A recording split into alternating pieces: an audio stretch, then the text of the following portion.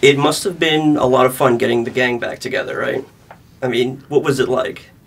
Fun? Yeah, it was so much fun. This is a terrific group of people, and we had new friends joining us on this one too, which made the adventure even pleasanter.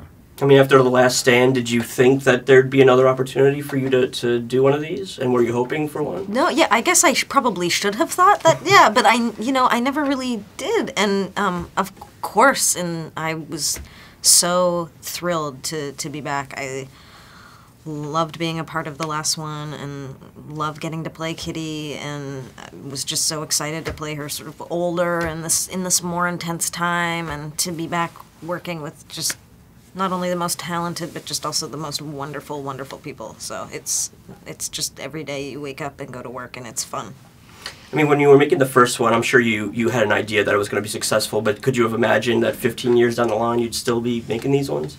You always hope that the work you're doing is going to be enjoyed, but I don't think actors really ever think in those terms of, this could be a lifetime of work that we have here.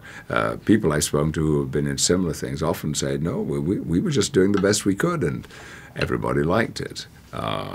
At the end of Last Stand, Jean Grey vaporized me, and that would have appeared to have been the end, because putting him back together again was a complicated process. But that film sowed a little seed at the end of the credits that indicated that there might be a future for the good professor. And how interesting is it to be opposite James McAvoy, who's playing your younger self? I've been a fan of James for a long time. A wonderful actor.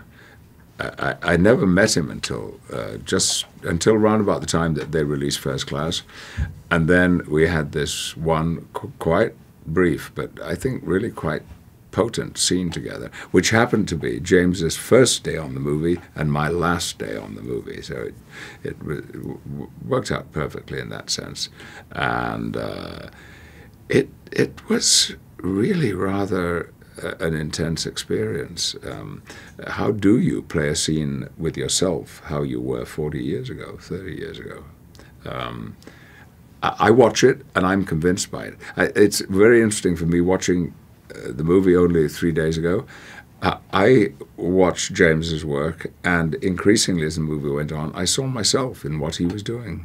Did he ask you for any pointers when he's opposite you? Nah, he doesn't need pointers from me.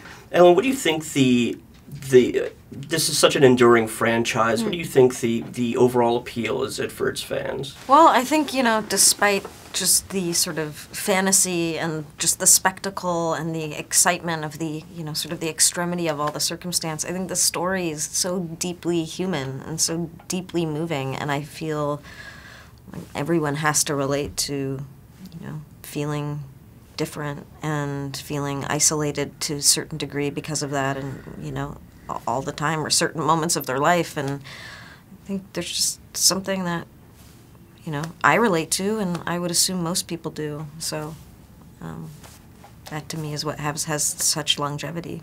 The end of the film leaves the door open for so many possibilities. I'm just curious if you have ideas for your characters going forward. Yes, yeah, big ideas.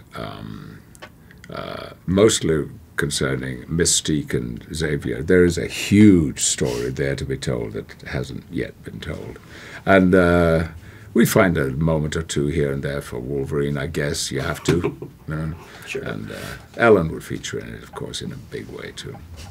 I can see her saving my day at the end of it all. That'd be good. Would you like to be the savior at the end of the day? I'd just like to be back, so I'll take what I can get. Yeah.